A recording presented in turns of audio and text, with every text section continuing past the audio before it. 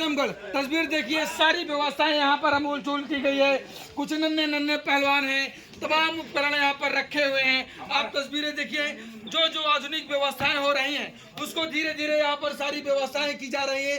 देखिए तमाम पहलवान जो है वो माटी में, ये देखिए क्या बात है। अखाड़े का जो है संतोला है, ये हमारे अखाड़े का जो है 25 किलो का जो संतोला है। अच्छा, जो आदमी इसको जो 50 10 मार देगा, पूरी बॉडी उसकी हिट हो जाएगी। अच्छा, टोटल पूरी बॉडी हिट हो जाएगी। जो है कितने किलो का है ये? 25 किलो का संतोला है ये। संतोला। हाँ, आइए। ये देखिए संतोला है, और ये कैसे रियाज करते हुए जो पहलवान है वो अखाड़े के, वो कैसे देखिए आप पूरी तरीके से वर्जिश करते हुए, तकरीबन ये 25 किलो का है।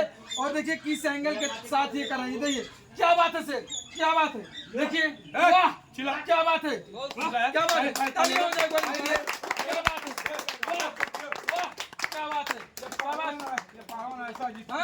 ये पहलवान ऐसा है जो है, जैसे इनकी बॉडी गर्म होगी इतना और जो मतलब मेहनत करने के लिए पागल हो जाएगी। हाँ, क्या बात है। देखिए कोई और अगला पहलवान आ जाए मैदान में, सब बस उधर ही चलते हैं, उधर ही करवाते हैं।